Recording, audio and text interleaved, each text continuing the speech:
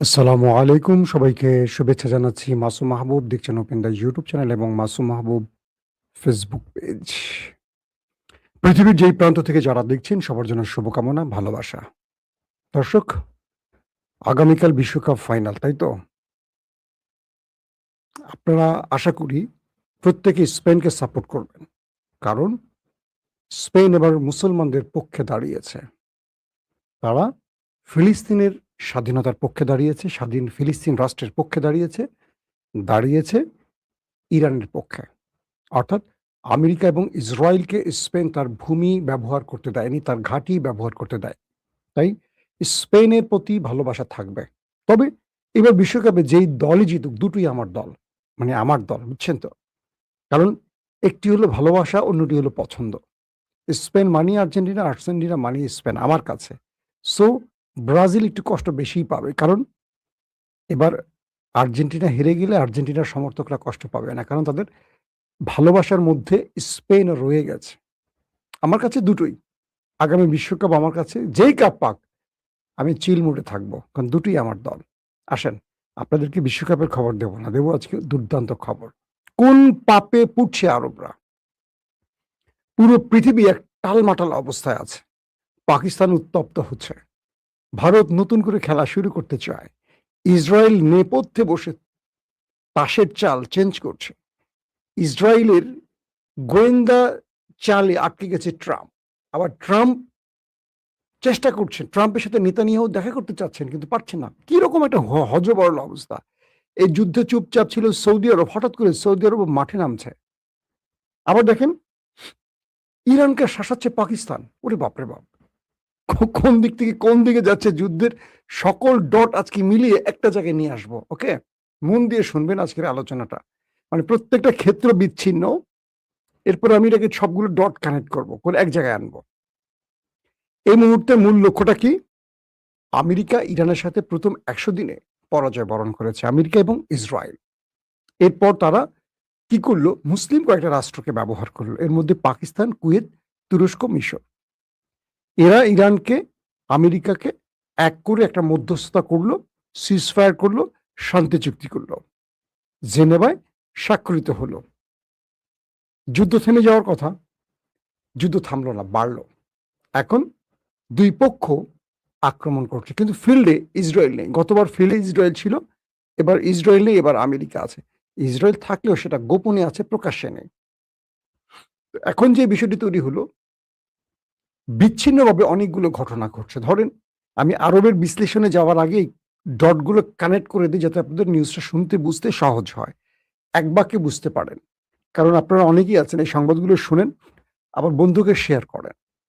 যারা এখন চায়ের দোকানে বসে শুনছেন, বা যারা অফিস তো আর নেই, বাসায় বসে শুনছেন, বা যারা সারাদিন কাজ শেষে এখন মোবাইল হাতে নিয়ে সংবাদ শুনছেন, তারা প্রত্যেকে যেন আমার নিউজটা শুনে একদম পুরোপুরি মাথায় ঢুকায় রাখতে পারেন যে আসলে আজকে কি ঘটছে, কালকে কি ঘটছে, আগামীকাল কি ঘটতে পারে। ওকে?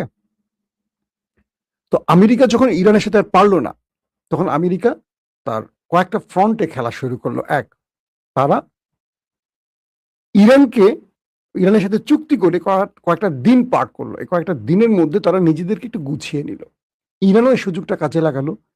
তাদের যেই মিসাইল স্টোরেজের, মানে বিভিন্ন পয়েন্ট আমেরিকার আক্রমণে আটকে গেছে, সেগুলো তারা ক্লিয়ার করে সেই মিসাইল আবার তাদের হাতের নাগালে নিয়ে আসলো।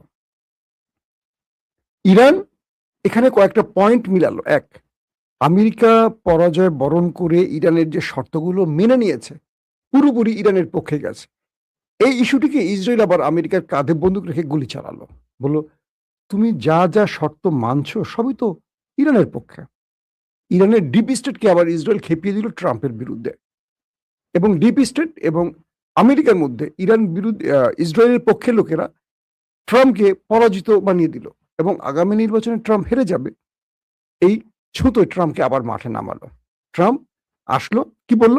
হরমুজ প্রণালী আমার থাকবে, এখান থেকে আমি 20% টোল নেব, পুরোপুরি এটার অভিভাবক আমি, এখন থেকে এটাকে আমি নজরদারিতে রাখবো।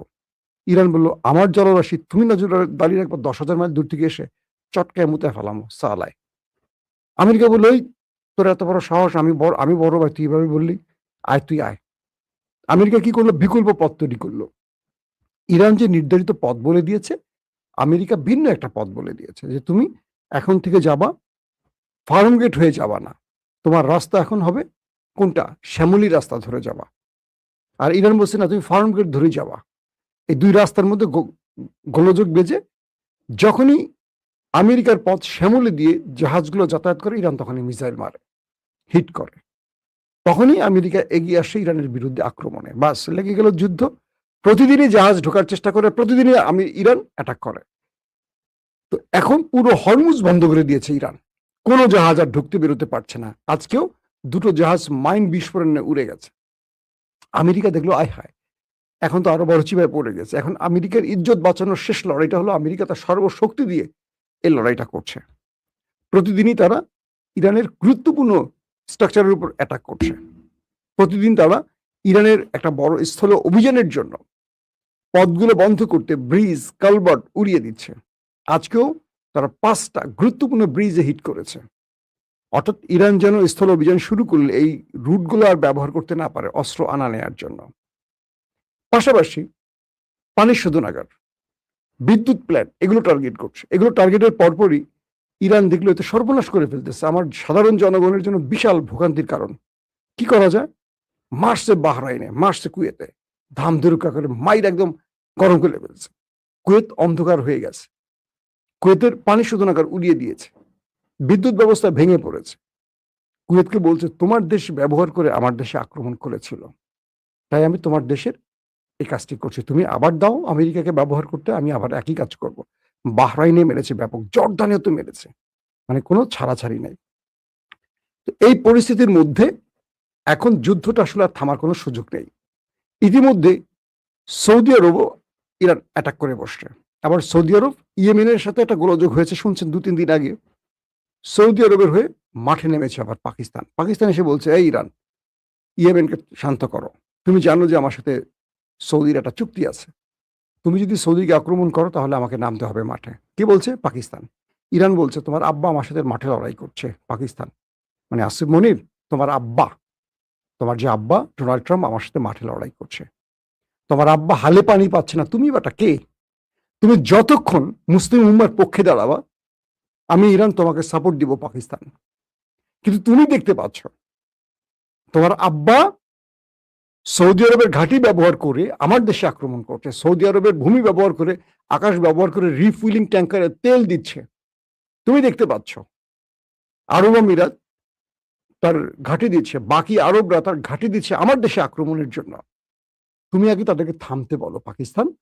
যদি তুমি তাদের থামতে বলতে না পারো, তুমি তার সাথে কি লাউরা চুক্তি করছো এটা আমার দেখার বিষয় না।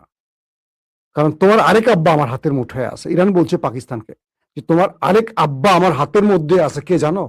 চীন। সৌদি আরব তোমাকে কত বিলিয়ন ডলার দেয়, আর চীন তোমাকে কিভাবে বাঁচিয়ে রেখেছে ভারতের পাশে আমি তো জানি। জাস্ট তোমার আরেক আব্বা আছে না চীন, শি জিনপিং, টেলিফোন করবো, গলা চাপ দিয়ে, বা অথবা ওই জায়গার মতো ওই যে দুইটা থাকে না ঝোলে, চাপ দিয়ে দিবে। একটু অশ্লীল ভাষায় বললাম, পাকিস্তানের পাগলামির জন্য। জাস্ট মাঠে নামাই দেবো ভারতকে। চীনকে বলবো চোখটা বন্ধ করো, আর ভারতকে বলবো ধরো, তোমার আজাদ কাশ্মীরও শেষ, বালুচিস্তানও শেষ, তোমার সীমান্তে ঢুকে পড়বে ইন্ডিয়া, লাফায়ও না। এখন পাকিস্তান বলতেছে আমি তো তোমাকে এইভাবে সিরিয়াসলি বলছি না, তুমি ঠিক তুমি ইয়ে করছো, সন্ধি করছো, চুক্তি করছো সৌদি আরবের সাথে, ফাইন, সৌদি আরব হিট করে তুমি আমার সাথে লড়বে, আসো, তোমার কাছে নিউক্লিয়ার আছে, তারপর আসো। চারদিক থেকে আমার রাষ্ট্রগুলো তোমার সাথে খেলবে, 1 ভারত, 2 আফগানিস্তান, কই যাবা? চীন। চীন চোখ বন্ধ করে রাখবে, কারণ চীন পাকিস্তানের চেয়ে ইরানের স্বার্থ এখানে বেশি দেখতে হবে। কারণ এই হরমুজ বন্ধ হয়ে গেলে চীনের তেল বন্ধ হয়ে যাবে, কারণ ইরানের থেকেই 90% বা 80% তেল একমাত্র ক্রেতা চীন। খেলা অনেক রকম আছে। আসেন মূল আজকে কয়েকটা খবরে যাই, আপনারা মোটামুটি বুঝতে পারছেন। এবার আমি কয়েকটা আলোচনা যাই। আজকে ইরান দাবি করছে এই পর্যন্ত গত 6 জুলাই থেকে দেশটির ভেতরে আমেরিকা যতগুলো অ্যাটাক করেছে, অ্যাটাকে তাদের 50 জন নিহত হয়েছে, ইরানের 500 জনেরও বেশি আহত হয়েছে।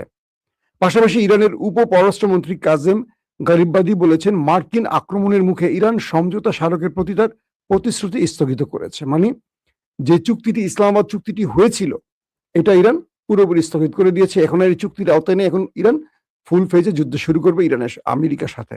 ইরানের জাতীয় পানি সরবরাহকারী সংস্থা জানিয়েছে রাতভর মার্কিন হামলার পর ইরানের ভেতরে প্রায় 20টি গ্রামে পানি বঞ্চিত 10,000 মানুষ রয়েছে। সবকিছু মিলে ইরান তার যে জবাবগুলো এখন দেয়া শুরু করেছে, এটা খুব ভয়াবহ আকার। মুসলিম দেশ ইরানের টোটাল বক্তব্যটা কি? এখন কুয়েতে ধরেন ব্যাপক আক্রমণ করছে, মার্কিন ঘাঁটিগুলো জ্বলছে, জর্দানের ঘাঁটিগুলো জ্বলছে, বাহরাইনের ঘাঁটিগুলো থেকে এখন আগুন নিভাতে পারছে না। একসাথে 7টি আরবের দেশে ইরান হামলা করছে। এখন প্রশ্ন আসতে পারে না, আরবের দোষটা কোথায়? ইরান একদম সাফ বলে দিয়েছে, দেখো আমার উপর যে হামলাগুলো হচ্ছে কোন দেশ থেকে হচ্ছে? তোমার দেশ থেকে তো হচ্ছে। আরবের দেশগুলো ব্যবহার করে। আমি তো কোনো আরবে অ্যাটাক করতে চাই না বা করিনি কখনো। এখন করছি কেন? তোমার দেশ থেকে আক্রমণ আসছে, সে কে করছে আমার দেখার বিষয় না। তুমি যাদেরকে ঘাঁটি ব্যবহার করতে দিচ্ছ, সেই ঘাঁটি ব্যবহার করে আমার উপর আক্রমণ করছে, আমি পাল্টা জবাব দিচ্ছি, সেখানে জবাব দিচ্ছি। আমি তো এখন কোনো সিভিলিয়ানদের মারছি না। তোমার দেশ থেকে যদি আক্রমণ করে আমার সিভিলিয়ান মারা যায়, আমি তোমার সিভিলিয়ান মেরে ফেলবো। আমি আর আরব আর জুব্বা টুপি দেখবো না, মেরে ফেলবো। যতক্ষণ আমার ইসলাম আমাকে অনুমতি দেবে ততটুকুই আমি করবো। এটা ইরানের বক্তব্য, যেহেতু ইসলামী প্রজাতন্ত্র ইরান। তো ইরানের ভাষ্যমতে সেনাবাহিনী ড্রোন ইরানের আইআরজিসির পক্ষ থেকে যে খবরটি আসে, তারা সেনাবাহিনীর ড্রোন এবং জর্দানের, কুয়েতে, বাহরাইনে মার্কিন যে ঘাঁটিগুলো আছে, এগুলো একটা একটা করে এখন সিরিজ অ্যাটাকে নামছে এবং ধ্বংস করছে। শুক্রবার ইরানের সেনাবাহিনী জানিয়েছে তারা আক্রমণকারী ড্রোন দিয়ে জর্দান ও কুয়েতে অবস্থিত মার্কিন সামরিক স্থাপনাগুলোতে হামলা চালিয়েছে এবং বাহরাইনে মার্কিন 5ম নৌবহরের ঘাঁটি বিস্ফোরণ ঘটিয়ে সেখানে মার্কিন যুক্তরাষ্ট্রের গুরুত্বপূর্ণ সামরিক অস্ত্র ধ্বংস করেছে, অর্থাৎ সামরিক বা যুদ্ধে ব্যবহৃত সরঞ্জাম ধ্বংস করেছে। পাশাপাশি শনিবার একজন ইরানি কর্মকর্তা জানিয়েছে মার্কিন হামলা ইরানের দক্ষিণাঞ্চলীয় হরমোজগান প্রদেশে 116টি টেলিযোগাযোগ টাওয়ার বিকল হয়ে গেছে ইরানের। এতে ল্যান্ডলাইন, মোবাইল ফোন ও ইন্টারনেট পরিষেবা ব্যাহত হচ্ছে। ইরানের তাসনিম নিউজ এজেন্সির বরাত দিয়ে আরেকটি সংবাদ পাওয়া গেছে। তথ্য প্রযুক্তি মহাপরিচালক বলেছেন শুক্রবার রাতে এই হামলা চালানো হয় এবং এতে ট্রাফিক ও ব্যান্ডউইথ ট্রান্সমিশন লাইন ক্ষতিগ্রস্ত হয়েছে ইরানের। পাশাপাশি আরেকটি গুরুত্বপূর্ণ খবর পাওয়া গেছে, সেটা হলো একজন গুরুত্বপূর্ণ ইরানি, যাকে বলা হয় উপপররাষ্ট্রমন্ত্রী কাজেম গারিবাদি, তিনি বলছেন যুক্তরাষ্ট্র তার প্রতিশ্রুতি লঙ্ঘন করার পর তেহরান সাম্প্রতিক একটি সমঝোতা স্মারক তারা পুরোপুরি স্থগিত করেছে। যে চুক্তিটি হয়েছে এটা স্থগিত করে দিয়েছে ইরান, এটার আর কোনো কার্যকারিতা নেই। এখন ফুল ফ্রেমে যুদ্ধ হবে। ইরানের আধা সরকারি সংবাদ সংস্থা ফার্স এজেন্সির মাধ্যমে জানা গেছে যুক্তরাষ্ট্র ইসলামাবাদ সমঝোতা স্মারকের আওতাধীন তার সকল প্রতিশ্রুতি লঙ্ঘন করেছে বলেই ইরান এটিকে স্থগিত করে দিয়েছে। এখন ধরেন ইরান আস্তে আস্তে সকল চুক্তিগুলোকে এড়িয়ে যাওয়ার চেষ্টা করছে। এখন কি দাঁড়াবে এর ফলে? তার মানে বড় ফ্রেমের যুদ্ধ আসে। একদিকে পাকিস্তানের উত্তপ্ত করছে বেলুচিস্তান দিয়ে, আজাদ কাশ্মীর দিয়ে। আজাদ কাশ্মীরে পাকিস্তান সরকারের ভূমিকা যথেষ্ট প্রশংসনীয় নয়। সেনা শাসন চলছে তো পাকিস্তানে, তারা কিছু ভুল সিদ্ধান্ত নিচ্ছে, প্রচুর নেতা গ্রেপ্তার করছে। আর তাই ঠিক বাংলাদেশের অবস্থাটা তৈরি হয়েছে আজাদ কাশ্মীরে, অর্থাৎ একজন শেখ মুজিব তৈরি হয়ে যাচ্ছে সেখানে। তারা প্রয়োজনে পাকিস্তানকে সাহায্য করতে ভারতের সাহায্য নিয়ে বসবে। এটা ভারতকে সুযোগ করে দেওয়ার পেছনে মূল প্রবলেমটা কিন্তু পাকিস্তান সেনাবাহিনীর হবে। এরা সেনাবাহিনী যদি রাজনীতি করতে যায়, যেটা হয়, তো বালুচিস্তানে দীর্ঘদিন ধরে ইন্ডিয়ান এজেন্সি কাজ করছে। যেমন আজকেও প্রায় 25-26 জনকে মেরে ফেলছে পাকিস্তান বালুচিস্তানে, যারা ইন্ডিয়ার মদতপুষ্ট টেররিস্ট, কিন্তু এরা প্রত্যেকেই মুসলিম।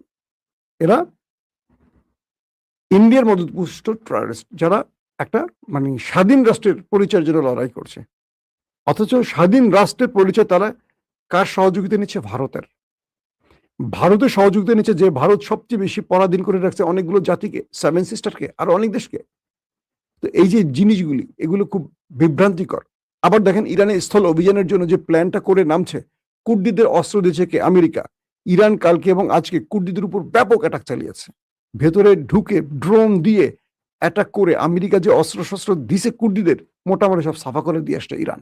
কারণ আমেরিকা এখন ইরানে স্থল অভিযানের জন্য কয়েকটা পথ বেছে নিচ্ছে। একদিকে কুর্দিদের খেপাচ্ছে, একদিকে আরব রাষ্ট্রগুলোকে খেপাচ্ছে, একদিকে পাকিস্তানকে খেপাচ্ছে, একদিকে সৌদির সাথে ক্ল্যাশ তৈরি করছে। সবগুলোকে এক করে পাকিস্তান, সৌদি আরব, কুর্দি বা আরব রাষ্ট্র তাদেরকে ইরানের বিরুদ্ধে খেপানোর একটা ব্যবস্থা করছে। কিন্তু ইরান প্রত্যেকটি দেশের সাথে তলে তলে আবার যোগাযোগ রাখছে এই কারণেই, যাতে করে এই মুসলিম দেশগুলো ইরানের বিরুদ্ধে দাঁড়িয়ে না পড়ে।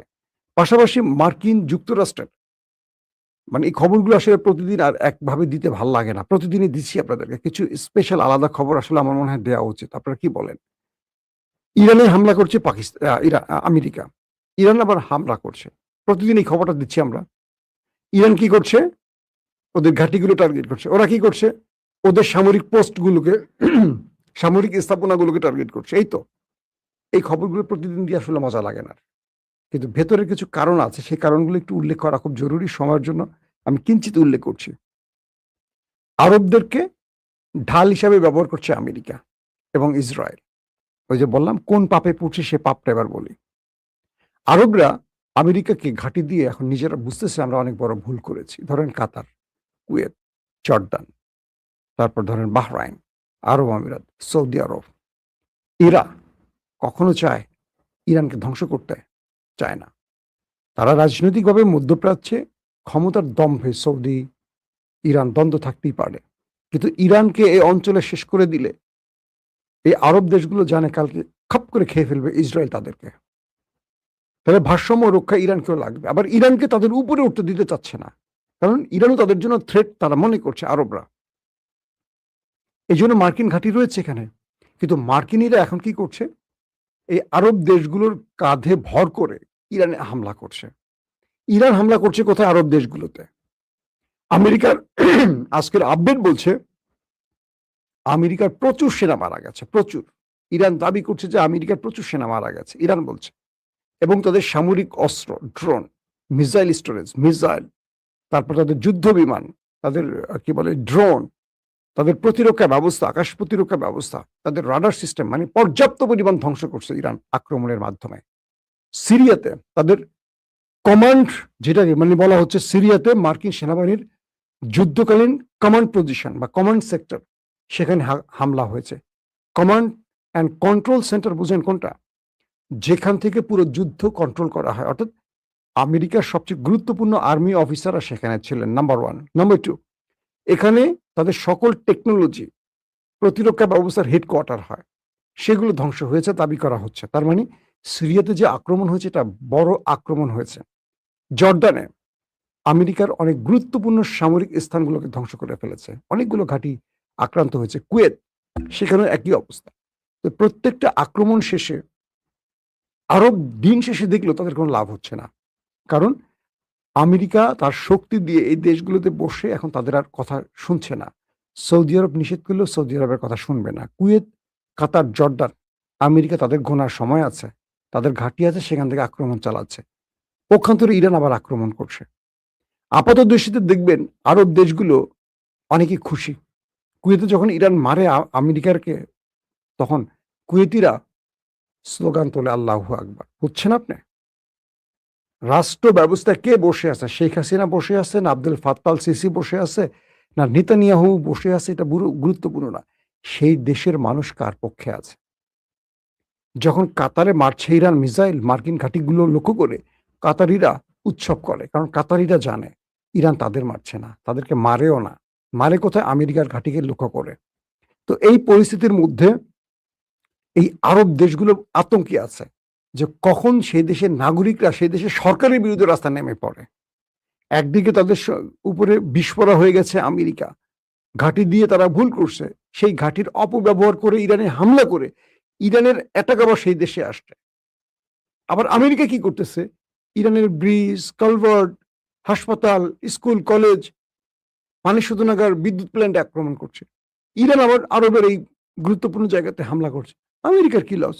আমেরিকার তো লস নাই, এখন লস টাকার আরবের। তো আরব তার মূল পাপটা হলো ওই অবিশ্বাসীদেরকে দেশে ঘাঁটি করার সুযোগ দিয়েছে।